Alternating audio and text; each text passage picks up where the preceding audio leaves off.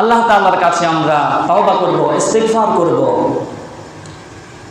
আল্লাহ তাআলার কাছে তওবা ইস্তিগফারের মাধ্যমে আমাদের জীবনের সকল ভুল ত্রুটি ক্ষমা করে নিব। কারণ রাসূলুল্লাহ সাল্লাল্লাহু আলাইহি ওয়াসাল্লাম একবার মিম্বারে উঠলেন প্রথম সিঁড়িতে, তখন বললেন আমিন। এরপর দ্বিতীয় সিঁড়িতে উঠলেন, তখনও বললেন আমিন। এরপর তৃতীয় সিঁড়িতে উঠলেন, তখনও বললেন আমিন। তখন তিনাকে প্রশ্ন করা হলো, আপনি 3 সিঁড়িতে উঠতে 3 বার আমিন বললেন, এর কারণ কি? তখন রাসূলুল্লাহ সাল্লাল্লাহু আলাইহি ওয়াসাল্লাম বললেন, যখন আমি প্রথম সিঁড়িতে উঠেছি তখন জিবরাইল আলাইহিস সালাতু ওয়াস সালাম বললেন,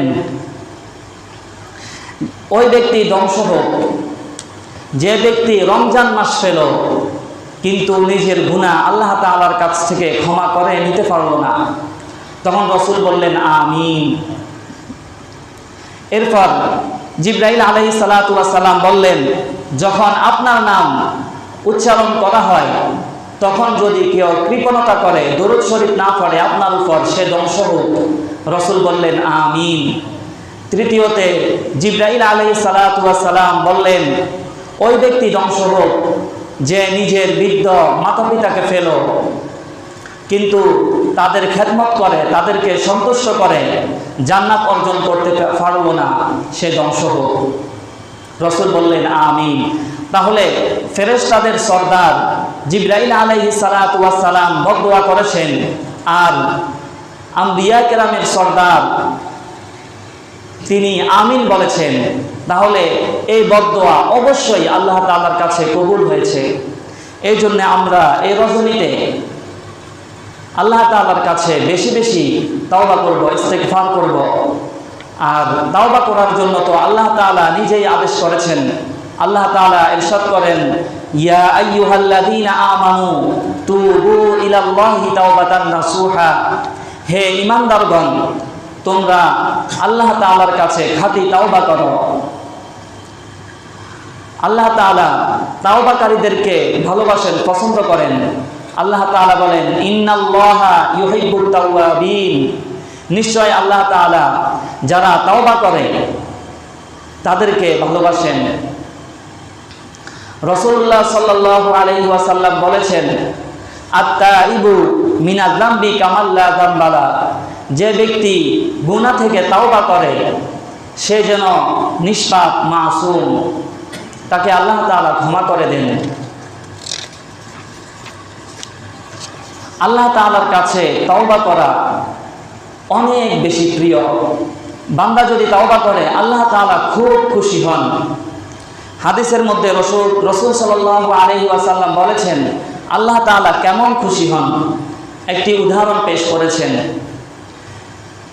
একজন ব্যক্তি যদি নির্জন মরুভূমিতে তার ওট নিয়ে সে যায়, ওটের সাথে তার খানা এবং পানীয় থাকে, এমন অবস্থায় তার যদি ওটটি হারিয়ে যায় তখন সে কতই না বিপদে পড়ে যাবে। তার ওট যদি হারিয়ে যায় তাহলে তো সে মরুভূমি থেকে আবার ফিরে আসার কোনো পন্থা নাই, এবং তার যে খাদ্য ছিল, পানীয় ছিল, সেগুলাও নাই। সে তো অনাহারে সেখানে নিশ্চিত মৃত্যুবরণ করবে। তখন সে একটা গাছের নিচে অথবা কোনো আশ্রয়ের স্থানে সে আশ্রয় নিল, যে সে শুয়ে আছে আর চিন্তা করতেছে, আমি তো মৃত্যুবরণ করে ফেলব, আমার তো খানাও নাই, পানিও নাই, ওটও নাই, আমি যে ফিরে যাব।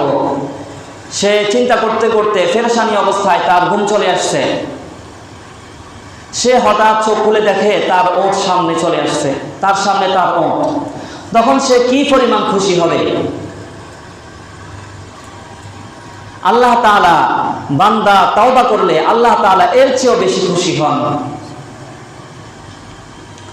এই জন্যে আমরা আল্লাহ তাআলার কাছে বেশি বেশি তওবা করব, ইস্তিগফার করব। রাসূল সাল্লাল্লাহু আলাইহি ওয়াসাল্লামের কোনো গুনাহ নাই, তারপরেও তিনি দিনে অনেকবার তওবা করতেন, ইস্তিগফার করতেন।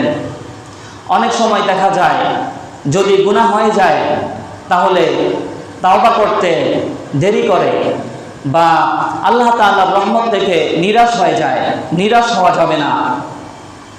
গুনাহ হয়ে গেলে সাথে সাথে আল্লাহ তাআলার কাছে তওবা করতে হবে, দেরি করা যাবে না।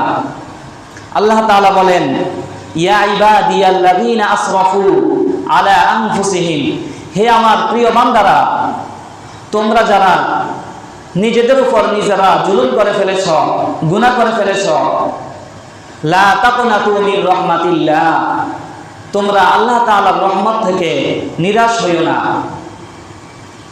ইন্নাল্লাহা ইয়াগফিরুয যুনুবা জামিআ, নিশ্চয় আল্লাহ তাআলা তোমাদের সকল গুনাহ ক্ষমা করে দিবেন।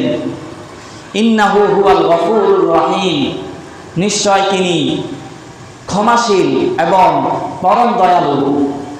তাহলে দেখুন আল্লাহ তাআলা ডেকে আল্লাহ তাআলার বান্দাদেরকে বলতেছে, ইয়া ইবাদিয়াল্লাযীনা, হে আমার প্রিয় বান্দারা, তোমরা ক্ষমা চাও, আমি ক্ষমা করে দিব, আমার রহমত থেকে তোমরা নিরাশ হইও না।